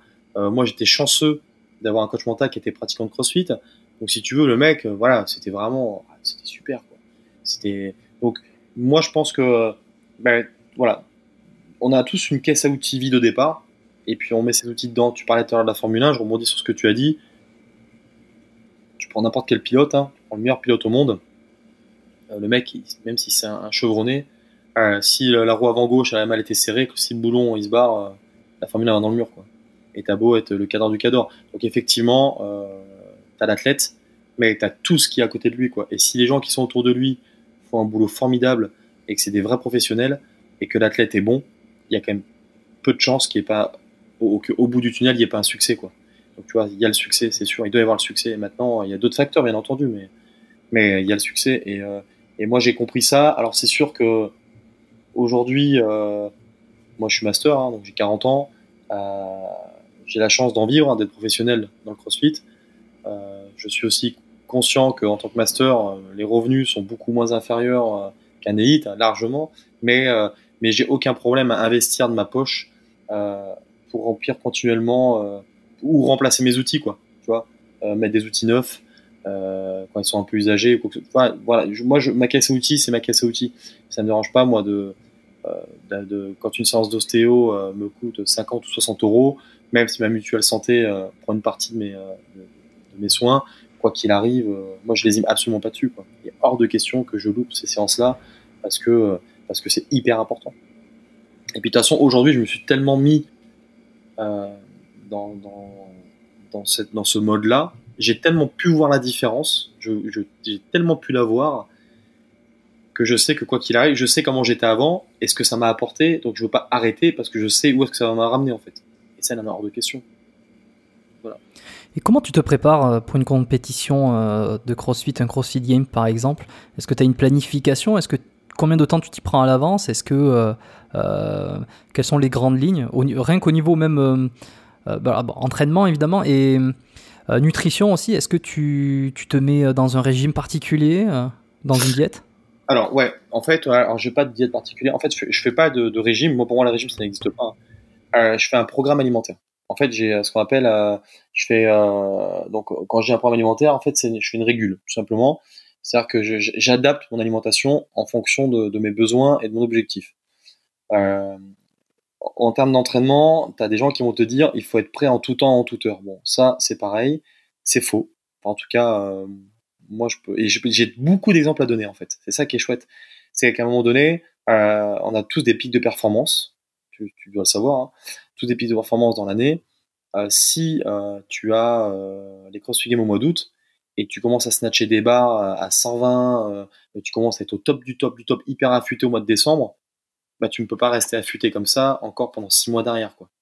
Tu vois, tu as forcément à un moment donné une petite prise de masse, c'est-à-dire que tu es un peu moins sec parce que tu dois accepter aussi d'accepter le volume d'entraînement. Donc, tu as une certaine période foncière, après tu pars dans la technique, tu pars dans la qualité. Bon, c'est vraiment tout un processus.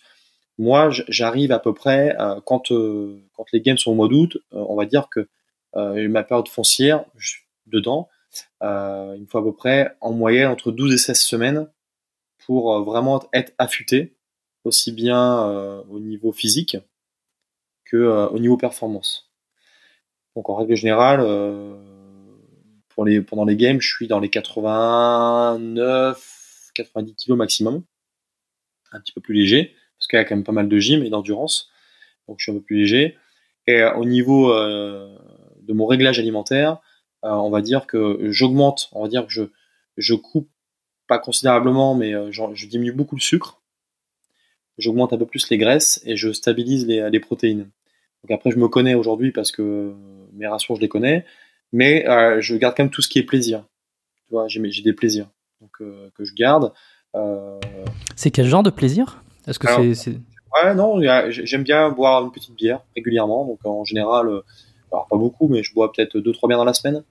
J'aime me boire un bon verre de vin par semaine avec une bonne petite tranche de fromage, tu vois, un bon petit pain de campagne, c'est des petits plaisirs. Je viens de la campagne, je viens du sud-ouest, hein.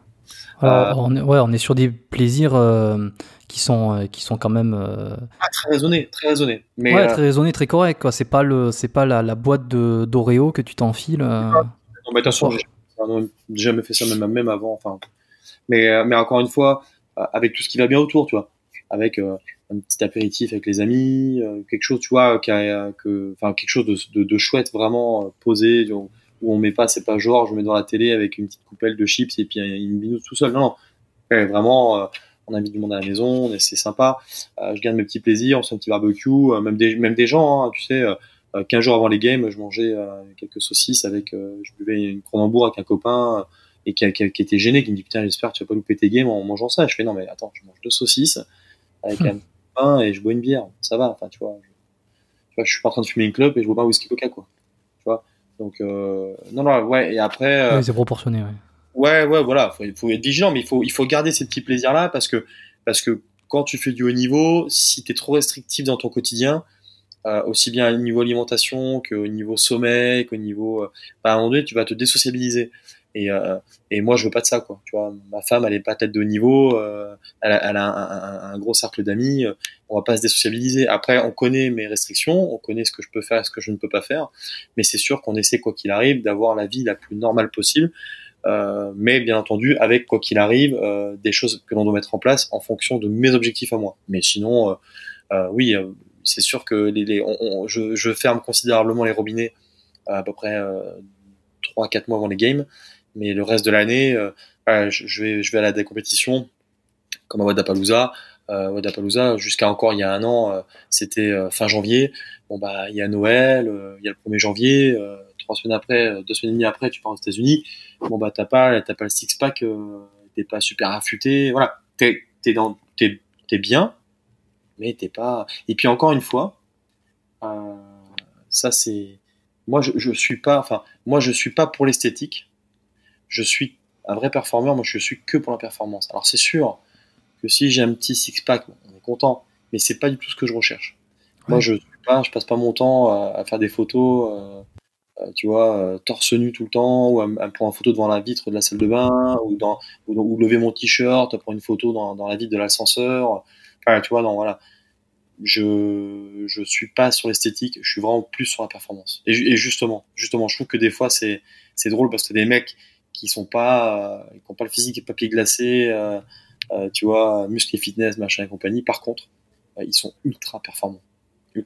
Et ça, je pense que c'est une valeur ajoutée, quoi. Un dernier sujet que je voulais aborder, un petit peu tabou dans ce milieu-là. On parle beaucoup à haut niveau, évidemment, à très, très haut niveau. Pas, encore que, je pense aussi que dans les pratiquants lambda, il doit y en avoir, mais je connais moins. Enfin, je connais moins. Ça se reflète moins, peut-être. C'est l'histoire du dopage dans le crossfit. On se doute qu'il y a eu beaucoup de dopage chez les athlètes de très haut niveau. Et encore, je suis pas totalement certain. On va dire que je me doute. J'ai certains physiques, sont quand même laissent peu la place au doute, comme diraient certains. Mais j'aimerais quand même avoir ton avis là-dessus. Est-ce que tu trouves que c'est de plus en plus un sport qui est rongé par le dopage? C'est quoi ton opinion sur ça? Écoute, pour être honnête, hein, je pense très sincèrement que le dopage est présent partout, clairement, que ce soit dans le crossfit ou dans n'importe quel sport. Même dans les échecs, hein, t'as du dopage. Donc, mon avis, c'est vrai. C'est vrai que quand on va regarder un athlète crossfit dans le top élite, ils ont des physiques exceptionnels. Maintenant, encore une fois, on a peu de recul aujourd'hui sur le crossfit en règle générale. Mais tu vois, cette haute intensité, cette énorme congestion, très souvent, ce qu'il faut aussi dire, c'est que les photos sont souvent prises quand les mecs sortent un WOD de malade mental, ils sont gonflés comme des barriques parce que t'as eu un effort, une grosse congestion musculaire. Maintenant, oui, effectivement, quoi qu'il arrive, il y a du dopage. Il y en a partout, en fait, mais partout, dans tous les sports. Maintenant, te donner un pourcentage ou une échelle, non, je ne suis pas. Moi, je suis pas spécialiste dans le domaine, donc du coup, je saurais pas quoi te dire. Maintenant, ça, que ce soit dans le football, dans le rugby, dans le cyclisme, dans la natation, pourquoi le CrossFit en serait épargné? C'est un sport de haut niveau. T'as des championnats du monde. T'as quand même des gros prize money. Quoique encore, c'est quand même vachement inférieur à ce qu'on peut rencontrer dans des sports populaires comme au Canada, aux États-Unis, la crosse, le baseball, le football américain, le football, le soccer ou autre. Bon, très honnêtement, il y en a partout. Maintenant, faut être hyper vigilant avec le dopage, dans le sens où c'est pas parce que quelqu'un paraît dopé qu'il l'est réellement. Qu'il est forcément. Des fois, moi, ce que je trouve le plus impressionnant, c'est les femmes. Hein. Honnêtement, il y en a certaines, elles ont des physiques hallucinants. Il y a des physiques un peu hors du commun, mais encore une fois, si on devait, c'est encore pareil. Le souci qu'il y a, je pense, hein, et je pense que c'est une fausse information. On va voir des filles dans le CrossFit. On va voir, je dis pas moi, on va toujours mettre en avant le top 5-6 féminin. Et effectivement, on se rend compte que le top 5-6 féminin, vu qu'elles sont les meilleurs mondiaux, enfin, tu vois, elles sont au top niveau, ces filles. Elles sont au top niveau. Donc, elles abordent un physique probablement un peu différent, c'est sûr, en termes de volume et de masse musculaire. Mais à côté de ça, il faut être hyper... il faut être vigilant parce que proportionnellement au nombre de pratiquants, mais c'est 0,0000001% en fait. Oui, ouais. Oui, on met en avant des cas exceptionnels et ça laisse croire d'une certaine part que c'est beaucoup plus fréquent en fait que ça ne l'est réellement. C'est juste parce qu'on le met plus en avant. Et pas du tout, parce que forcément, on s'en fout un peu de la 200e mondiale. Bon, c'est pas méchant ce que je vais te dire, mais par contre, quand c'est facile, et aussi bien pour les sponsors que pour l'image, que pour la pub et autres, on met toujours le top 10, quoi, tu vois. Et forcément, ces filles-là, on les voit et on les voit et on les revoit. Donc ça met une récurrence. Et à force de les voir, on se dit putain, franchement, les meufs, elles sont énormes. Mais pas du tout. C'est juste qu'effectivement, ce sont les meilleures. Et c'est pas parce qu'elles sont meilleures et parce qu'elles ont un physique différent qu'elles sont des tricheuses. Il faut être hyper vigilant avec les allégations calomnieuses. Il faut être hyper vigilant. Ça se trouve pas du tout. Pas du tout. Tu vois. Et donc, je pense qu'il faut le dopage. il faut en parler avec des pincettes parce que, en fait, aujourd'hui, c'est facile de pointer du doigt quelqu'un et de dire, ouais, franchement, lui, il est dopé. Bah, mec, déjà, sors de ton canapé, d'accord? Va t'entraîner, essaye au moins de faire le maximum. Alors peut-être que tu n'auras pas son physique, mais peut-être que tu seras mieux que lui encore, tu sais pas. Tu vois, je pense que c'est ce que je te disais tout à l'heure quand on parlait du crossfit, où on prenait pas suffisamment de recul, où les gens disaient ouais, dans le crossfit, tout le monde se blesse et tout machin. D'accord, bon, peut-être, mais en tout cas, laissons le temps au temps. Et puis, essaie de le pratiquer et rends-toi compte par toi-même de savoir si oui ou non tu te fais mal, ou si oui ou non tu te dis putain, quand même, c'est pas mal. Franchement, alors oui, bon, j'ai un peu mal à l'épaule parce que j'ai un peu abusé de ça. Tu vois, voilà, le dopage, c'est pareil. Le dopage, je pense que c'est un fléau, quelque part. Mais aujourd'hui, que ce soit en France, la FLD, ou que ce soit l'AMA, l'Agence mondiale de lutte contre le dopage, euh, aux États-Unis notamment, sont de plus en plus pointus. Et qu'aujourd'hui, pour essayer d'envisager de se doper, maintenant, enfin, il y a quand même beaucoup de contrôle. Très honnêtement, il n'y a plus aucune compétition sur laquelle tu as un price money qui n'est pas contrôlé. Alors, tu as à la fois tous les podiums sont contrôlés et tout au long de la compétition, tu as des contrôles inopinés en fait. Donc aujourd'hui, tu sais que bah voilà, tu peux jouer, mais c'est à tes risques et périls. Ouais, bien sûr. Et comme tu le disais aussi, c'est quand même une grosse industrie. Voilà, le CrossFit, ça représente quand même une énorme économie.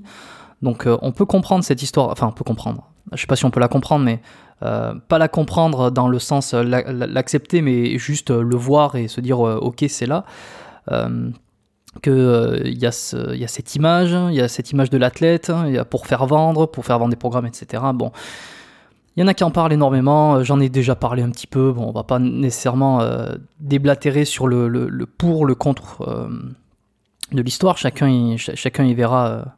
Chacun aura son avis. Et toi, justement, tu fais quand même partie des top français à pratiquer ce sport. Tu t'es jamais fait proposer des produits ou alors, sans forcément donner des noms ou quoi que ce soit, mais t'as jamais senti une espèce de pression de te dire est-ce que en prenant ça, je pourrais aller au-dessus, j'ai une certaine, je vais pouvoir avoir une image beaucoup plus prononcée ou des pressions qu'on t'a données ou pas forcément. Bah non, écoute, moi, tu sais, je vais être honnête avec toi. Quand j'ai découvert le CrossFit à 32 ans, à 34 ans, j'étais numéro 1 français en élite. Euh, Après, j'essaye tous les ans d'être dans le top 10 français élite, tout confondu. Maintenant, honnêtement, si je voulais me charger à 40 ans, je serais complètement con en fait. Je serais complètement con parce que aujourd'hui, bah, faut pas se voiler la face, quoi. Je dis moi, je suis amené à régresser. Je pense que le corps est fatigué. Il faut surtout pas, enfin, je pense que je pense que dans n'importe quel athlète aurait probablement envie d'essayer en fait un jour. Je pense que tu as des gens qui parce que en voyant qu'ils pourraient peut-être être plus forts. Moi, comme je te l'ai expliqué, la chance que j'ai, c'est que je suis vachement bien entouré. Je suis vachement bien entouré. Et surtout, hein, ce que tu dois savoir, c'est que moi, j'ai été beaucoup critiqué. J'ai été beaucoup montré du doigt. Et quand je suis arrivé dans le CrossFit, j'avais des barres énormes. Et en fait, le raccourci que l'on fait, c'est très français, mais je pense que ça doit pas pareil au Canada ou ailleurs. Mais il y a un raccourci qui est fait, c'est que quand tu es plus fort que quelqu'un qui est plus jeune que toi, le raccourci, c'est pas de se renseigner sur la manière dont tu as fait pour être à ce niveau-là. C'est comment il peut être aussi fort alors il a 10 ans de plus que moi ou 15 ans. Eh bien, il est chargé. Donc en fait, moi j'ai un leitmotiv, hein, c'est bah tu vois, pour être honnête avec toi, je prends même pas de protéines en fait. Je prends même pas de protéines en poudre. Donc alors par contre, je prends beaucoup de compléments alimentaires. Je prends beaucoup de maca, de spiruline, de chondroïtine. Tu vois, je prends tout ce qui est oméga 3. Là en ce moment, comme je me fais opérer, je dois faire une cure de vitamine C pendant 3 mois. Je fais 3 repas par jour. J'ai un petit goûter. Tu vois, là dans 10 minutes, je vais me faire un petit goûter, 18 heures, un petit goûter léger. Mais je sais pas. Alors peut-être en fait que si j'avais fait un sport qui me rapportait 1 million par mois, en fait, et si j'avais la possibilité, je dis pas.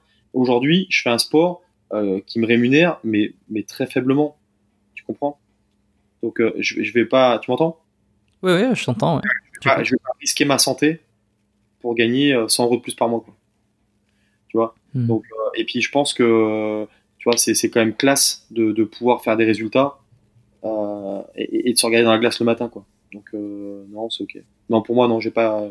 Pour répondre, j'aime bien parler de ça un peu plus parce que ça me tient, ça me tient à cœur. Parce qu'en fait, on m'a fait une petite, entrée en matière en travaillant dans le CrossFit en 2012-2013, pas très sympa, tu vois.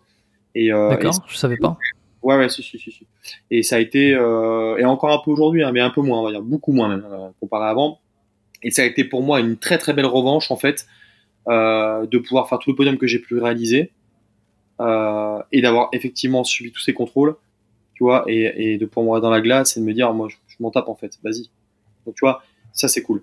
Donc, non, parce que concrètement, on t'accusait de prendre des produits pour être aussi performant, pour être aussi fort.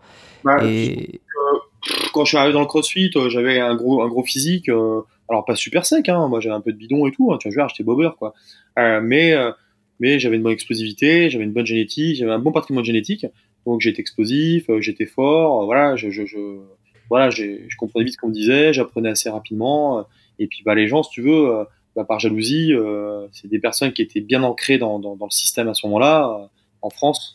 On lâchait une bombe à mon sujet à plusieurs reprises, mais c'est de la méchanceté, ça s'appelle juste de la méchanceté, hein. Et puis au final, toi en fait, tu t'arrives déjà avec une petite carte collée sur ton front, alors que tu veux juste faire mal à la personne, tu veux juste faire du sport en compétition. Et puis derrière, pour envisager de redorer un peu ton blason, t'es obligé de cravacher plus que n'importe qui, quoi. Donc voilà, c'est un peu casse-pied, quoi, mais c'est comme ça. Mais j'en veux pas aux gens, tu vois, quelque part, la meilleure réponse aujourd'hui, c'est de faire des podiums dans des compétitions internationales, et ton price money, tu l'as que si ton contrôle antidopage est négatif, quoi. Donc tu vois, moi je suis arrivé à Salt Lake City lors des Regionals 2018. Quand je suis arrivé, vu que j'avais 38 ans, ils m'ont dit, Monsieur Jolivet, oui, contrôle. Voilà, j'ai été contrôlé par l'AMA. Et j'ai également été contrôlé à la fin de la compétition. Donc, tu vois, j'ai 2 contrôles dans la même compétition. Voilà, ça fait partie du jeu, il faut accepter, tu n'as pas le choix, c'est comme ça. Est-ce que tu n'as pas vu une sorte de fierté d'un côté quand te prêtait donc cette tricherie alors que c'était pas le cas, et justement tu t'es dit c'est que j'ai un super niveau en toi, de toi-même, tu vois, ton discours intérieur? Alors non, alors tu vois, moi, j'ai jamais dit que j'avais un super niveau ou que j'étais super fort. Non. C'était une belle revanche en fait. C'était en gros, tu vois, ferme ta gueule. Tu vois, c'est juste ce que j'ai à dire. Ferme ta gueule en fait. Voilà. Moi, j'ai pas à dire de méchanceté ou j'ai pas à être jaloux de qui que ce soit. Moi, je suis croyant. Tu vois, je suis catholique. J'ai pas à juger en fait. Je m'en fous. Le mec, voilà, il est comme ça. Si j'ai un doute ou je dis quand même le mec, la vache, je me mords la langue, je le garde pour moi, terminé. Et si ce mec là en fait, il est toujours contrôlé négatif et que le mec il fait des super résultats, et c'est lui qui a raison. Voilà, le mec il s'entraîne, ça se trouve, il a un protocole de malade mental et il s'écoute la peau du cul et il passe à travers les mailles en permanence. Ou alors le mec il se fait prendre, c'est un tricheur lui pour lui. Mais moi c'est une espèce de revanche. Je me dis voilà, au moins tu vois, mais c'est que je travaille dur en fait. Je suis un garçon, je travaille très dur. C'est pas facile au quotidien, mais c'est vrai que je m'inflige, je suis un besogneux, quoi. Tu vois, je me lève le matin, je sais ce que j'ai à faire et je le fais. Et puis si j'y arrive, je sais que dans les yeux de ma femme, ça sera juste une super fierté. Et si j'y arrive pas, elle m'en voudra pas. Mais moi, une chose est sûre, c'est que je sais que j'aurais donné le maximum pour y arriver et j'aurais pas regretté. Bon, et c'est ce que les gens de toute façon vont retenir de cet épisode à travers tout le parcours qu'on a, enfin ton parcours dont on a discuté aujourd'hui, entre tes préparations, ton équipe, ton staff médical, etc.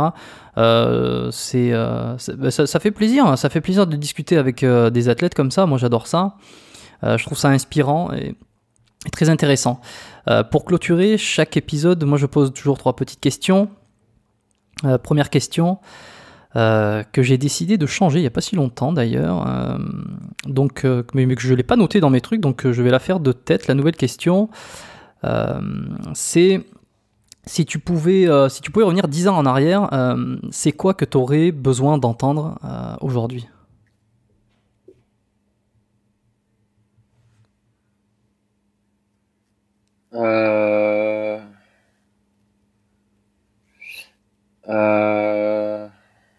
de la part de mon père, qui m'aime. Mon père est décédé et il m'a jamais dit qu'il m'aimait. Ok. Je te réponds spontanément, hein, ce qui me vient là par la tête. Hein, je vais pas t'inventer. Non, c'est très bien. Bah, c'est honnête et spontané.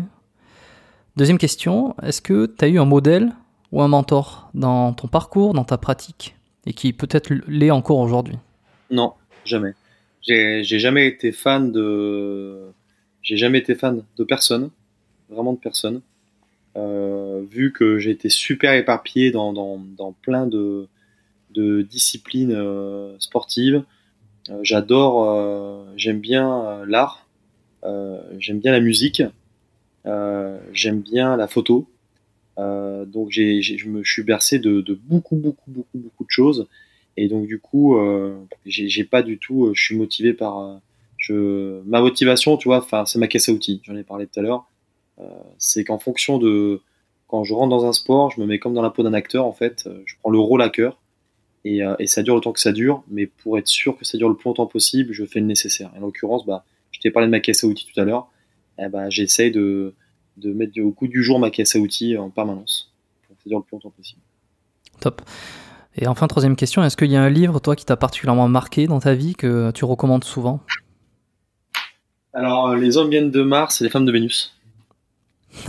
Ok, je m'y attendais pas. Tu connais pas? Je le connais en fait, je le connais mais je l'ai pas lu. Il est très populaire ce livre, Ouais. il est dans ma liste de lecture depuis un bon moment mais je l'ai pas lu encore. Alors, il faut faire très attention à ce livre parce que ce livre, en fait, quand tu le lis, tu as vraiment enfin, t'as le sentiment que tu comprends absolument pas les femmes et que tu pourras jamais comprendre une femme ni vivre avec une femme et que du coup, c'est soit tu finis seul, bah, soit tu te mets avec un homme. Donc tu deviens gay parce que tu te rends compte qu'en fait l'homme se comprend avec l'homme, tout simplement. Et en fait, c'est une drôle de subtilité puisque finalement tu te rends compte que dans ce livre, il faut vraiment le lire. Il faut pas le lire en diagonale.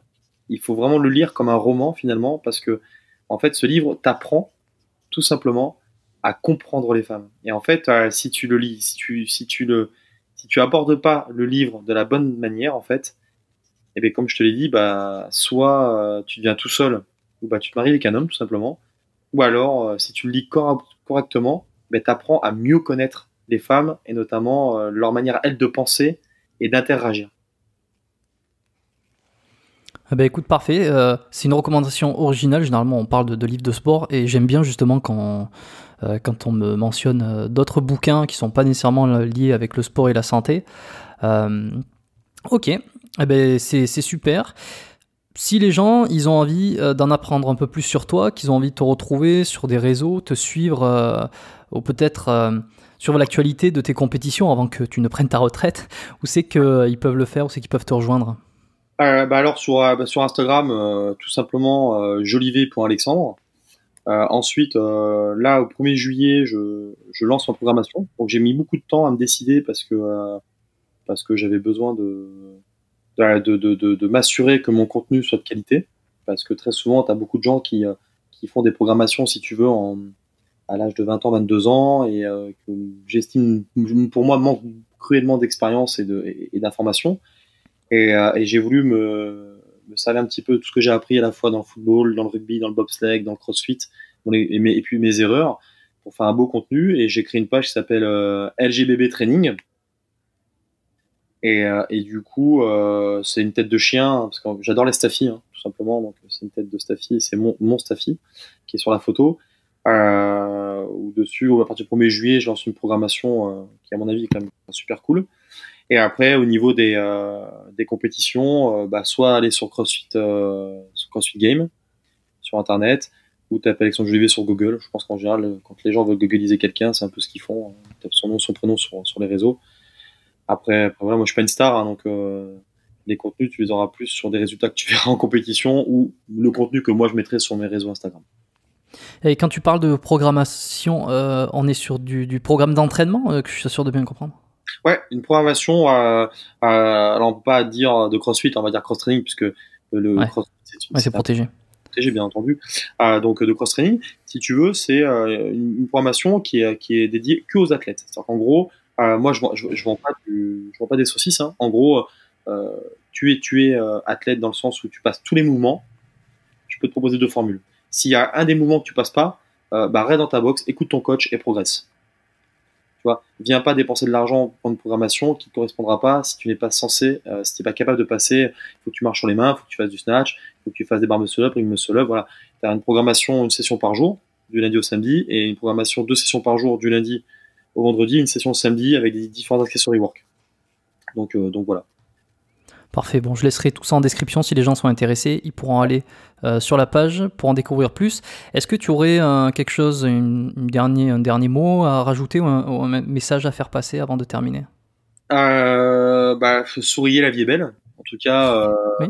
Je veux dire, si on est en bonne santé, même si on n'est pas super riche, soyez heureux. Et puis c'est tout. Moi, je suis très très content de t'avoir parlé. Jérôme, merci de m'avoir sollicité. Très honnêtement, je trouve ça super chouette. C'est d'autant plus chouette que j'ai trouvé que ta démarche était très bonne parce que je donne pas beaucoup de podcasts, j'en fais quelques-uns, mais souvent avec des spécialistes de la discipline.